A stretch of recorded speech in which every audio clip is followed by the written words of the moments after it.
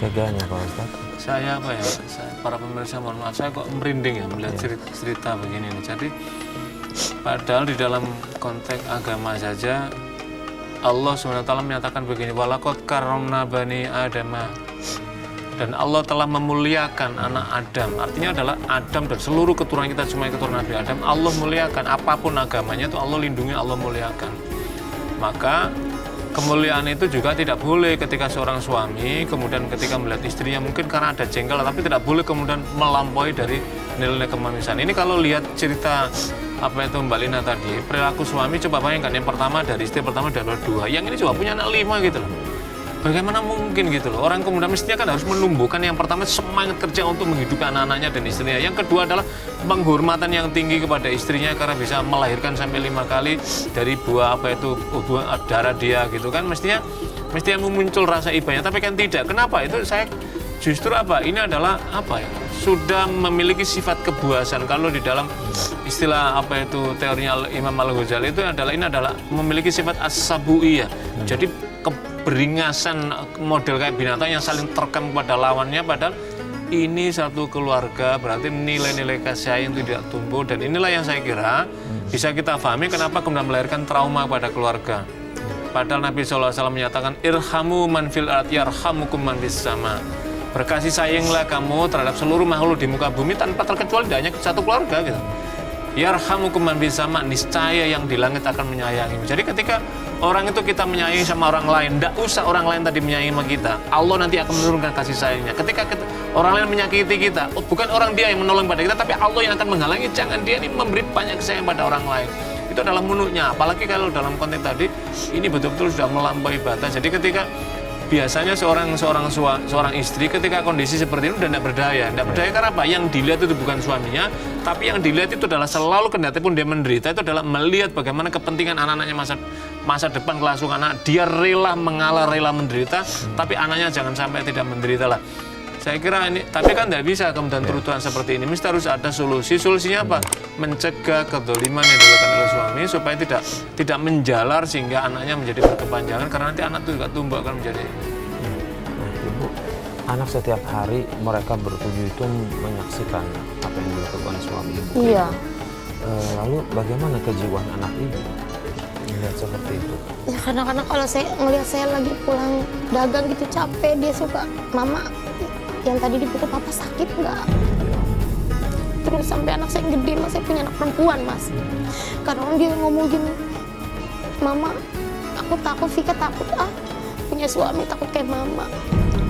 Sampai sebetulnya, mas, jadi sampai pelajarannya pun kayaknya gimana, jelek banget gitu nilainya. Ini yang berapa tahun? Ini yang umur 15 tahun, mas, yang bener-bener trauma banget, mas. Dia menyaksikan terus setiap hari seperti itu? Setiap hari, karena dia yang di rumah terus. Karena dia ngomong adik-adiknya.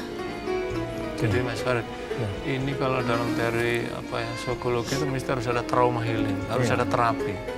Jangankan seperti ini ya, orang ketika menghadapi ada gempa misalkan, atau kemarin kasus-kasus musibah kita itu saja, itu tim ahli para psikolog itu datang memberikan trauma healing supaya apa? Kejiwaannya tetap pulih itu. Jangan sampai kemudian baru berjalan ada bunyi kretak-kretak, seakan-akan rontok, gedungin mau runtuh, itu dia seperti. Lah ini menyaksikan setiap hari. Jadi inilah saya kira para pemirsa, tugas kita semuanya, kata Nabi, jaroh tetangga itu maknanya adalah kita saling mengawasi, saling mengingatkan ketika menyaksikan hal-hal yang menyimpang dari tuntunan agama. Kita terus terang Mbak Lina ya, saya sangat ikut prihatin dan sedih sekali ada menyaksikan, karena jangan sampai anak ini trauma, apalagi tadi kan sudah membayangkan, wah saya nanti kalau besar jangan sampai saya punya suami seperti, ya karena dia menyaksikan. Loh, ini ibu saya, itu bapak saya, bagaimana bapak saya memukul, nanti kalau saya besar ikut seperti mama, nanti jangan-jangan itulah saya kira kenapa agama membimbing jangan sampai di depan anak-anak itu, supaya bagian dari melindungi jangka panjang seperti itu. Ya, Bu Lina, saya dengar katanya anak kedua Bu Lina ikut Bu Lina ke sini ya. Yes. Oke, kalau boleh diizinkan Pak Ustadz, saya boleh mengundang anaknya Pak Ustadz biar bisa ngobrol langsung sama Pak Ustadz. Iya baik, mudah-mudahan kita bisa membantu dan membesarkan anak ini. Bagaimanapun anak ini adalah investasi tidak hanya Mbak Lina, tapi investasi untuk masyarakat kita. Oke, boleh diundang teman-teman? Boleh.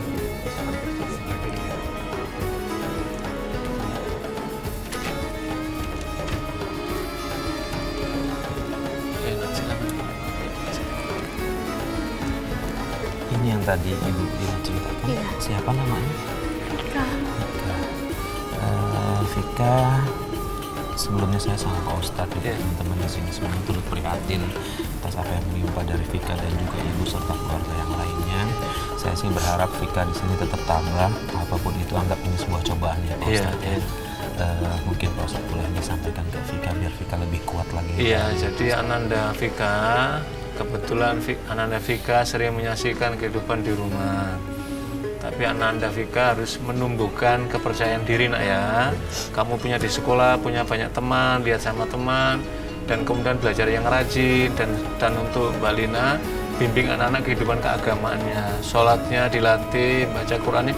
Ini adalah bagian dari meluluhkan, jadi hatinya ini supaya terterangi kemudian ini.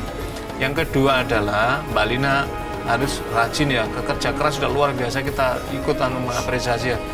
Coba disempatkan sepertiga malam bangun, angkat tangannya memohon perlindungan kepada Allah dari kedoliman-kedoliman yang terjadi. Yang kedua adalah meminta perlindungan untuk anak-anak. Dan untuk anak Dago Vika sering aktif ya, bermain sama teman-temannya ya. Itu bagian dari cara bisa melupakan ini. Jadi terlibat aktif bersama main-main. Jadi ini bisa dilibatkan kalau ada misalkan majelis taklim, ada kelompok remaja, kelompok anak-anak di masjid-masjid atau di musola atau kegiatan keagamaan masyarakat diikutkan. Ini bagian dari memaksimalkan potensi sendiri kita dan knowledge akal pikiran kita, maka nanti insya Allah itu juga pelan-pelan akan menjadi tumbuh sehingga rasa takutnya hilang. Ananda jadi tak bisa memahami takut tapi tumbuhkan nak ya.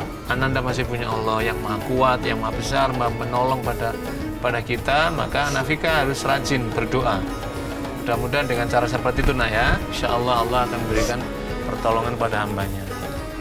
Buat Vika yang kuat ya, insya Allah semua ini bisa segera berlalu. Mudah-mudahan juga ketika Bapak melihat ini, Bapak sadar apa yang dilakukan itu sebenarnya salah dan bisa merubah sikapnya untuk menjadi lebih baik lagi, memperlakukan istri dan anak-anaknya dengan lebih baik lagi. Pak Ustadz, ada pesan terakhir mungkin yang bisa disampaikan ke ayahanda? Iya, mohon maaf kepada Bapak dari anak Vika dan suami dari Bu Lina, bahwa apa yang Anda torehkan, yang Anda lakukan, Anda telah melakukan perbuatan zalim kepada, mungkin saat ini Allah belum berikan punishment-nya kepada orang yang melakukan kezaliman. Tapi yakinlah, pada saatnya Allah akan membalas kezaliman-kezaliman yang dilakukan ketika orang itu tidak mau bertobat kepada Allah. Yang kedua, Pak, ketika orang tua itu dalam usia lanjut tua, maka tidak ada lain kecuali pengharapan yang terakhirnya adalah pengharapan ia bisa hidup bersama anak-anaknya. Dia ingin menyaksikan anaknya baik karena dia lah yang akan menolong dirinya. Apalagi kita semua ini pada akhirnya akan kembali menghadap Allah SWT. Maka pada saat itu tidak ada amalan yang bisa menolong pada kita selain amal baik dari kita. Yang kedua adalah bantuan anak-anak kita yang soleh, yang mendoakan kita. Bayangkan kalau anak kita nggak ada yang mendoakan karena perilaku kita, maka Allah masih memberikan kesempatan umur yang baik. Kembali pada jalan yang benar, sayangilah suami istri Anda, dan kembali kepada anak-anak dengan cara yang baik. Mudah-mudahan anak-anak kita tumbuh menjadi anak yang lebih baik. Amin ya Rabbal Alamin. Buat Vika sendiri, Vika ada yang mau disampaikan ke Papa kalau nonton ini boleh? Sampai aja ngomong aja. Papa jangan kasar lagi sama Mama. Vika takut kalau Vika punya suami kayak kasarnya kayak Papa. Sudah? Ya mudah-mudahan walaupun sedikit tapi mudah-mudahan ini bisa menyentuh hati papanya Pak Ustadz. Pak Ustadz, yang terakhir untuk Ibu Lina sendiri Pak Ustadz, langkah apa yang terbaik yang bisa Ibu Lina lakukan kepada suaminya Pak Ustadz? Ya, langkah yang lebih baik yang pertama, coba Ibu hubungi di antara keluarga dari suami yang berpengaruh, minta supaya jadi intinya kita tetap mempertahankan keluarga ini tapi meminta bantuan, mudah-mudahan ini bisa dikembalikan ke jalan yang lurus.